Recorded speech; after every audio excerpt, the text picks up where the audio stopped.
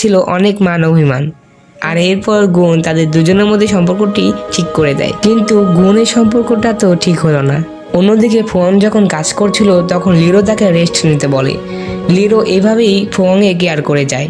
এরপরে আমরা দেখতে পাই যে গুং হোটেলে চলে আসে সারাঙ্গের সাথে দেখা করার জন্য।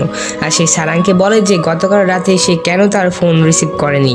আর এখানে তারা দুজন মিলে যখন একটু একা কথা বলতে যাবে তখনই সেখানে ইউরি চলে আসে। আর ইউরি চলে আসতেই সেখান থেকে সারাং চলে যায় আর গোনের মনটাই ভেঙে যায়।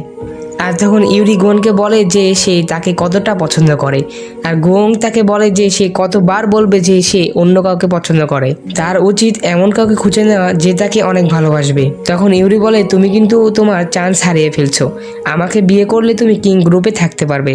আর গোং তো তখন ইউরির এসব কথাকেও পাত্তা দেয় না। এরপর গোং চলে আসে সারাঙ্গের প্রিয় রেস্টুরেন্টে। সে তো প্রথমে একাই বসেছিল, কিন্তু কিছুক্ষণ পর সারাঙ্গও সেখানে চলে আসে। আর গুণ তখন সারাংকে জিজ্ঞাসা করে সারাং কি ঠিক আছে।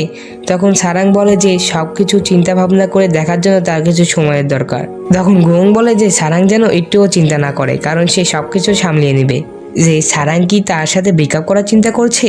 সে তার বাবাকে বলে দিয়েছে যে তার হৃদয়ে শুধুমাত্র একটি মাত্র ভালোবাসার মানুষ রয়েছে। আর তখন সারাং স্মাইল করে বলে যে তুমি কিভাবে গর্বের সাথে তোমার বাবাকে এই কথা বলতে পারো।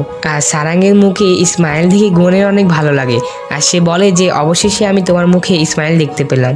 আর এরপর সারাং গুণকে বলে তুমি কি ড্রিম টিমের কথা শুনেছ। তখন গুণ বলে যে ড্রিম টিম এইটা কি। তখন সারাং বলে যে এটা প্রত্যেক দারোয়ানের স্বপ্ন।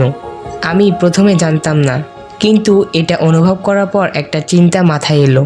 আমি যদি সত্যি কঠোর পরিশ্রম করি এবং শীর্ষে পৌঁছাই, আমি শুধু ধনী পরিবারের দাসী হয়েই থাকবো। এটি হোটেলের কাজ নয় যা আমি স্বপ্নে দেখেছিলাম। তখন গুণ বলে যে আমি জানতাম না যে আমাদের কর্মীদের ব্যক্তিগত ইভেন্টের জন্য খসড়া করা হয়েছে। সেদিন তুমি কেন ছিলে তাও জানতাম না।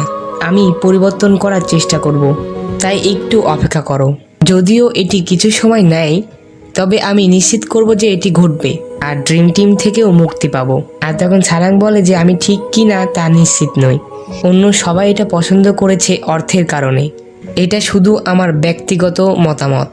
অন্যদের আরও অর্থ উপার্জন থেকে বিরত করা উচিত নয়। তো গুণ ও সারাং রেস্টুরেন্টে অনেক ভালো সময় কাটায়। অন্যদিকে দায়ুলের মেয়ে তার বাবাকে বলছে যে আজ তাদের অ্যানিভার্সারি, সে কি তা ভুলে গিয়েছে। তখন দায়ুলের হাজবেন্ড তাকে বলে যে আজ তার অনেক কাজ আছে, যার কারণে সে অ্যানিভার্সারি পালন করতে পারবে না। আর দায়ুল যখন শপিং থেকে ফিরে আসছিল তখন সে তার হাজবেন্ডকে কিছু মেয়েদের সাথে দেখতে পায়।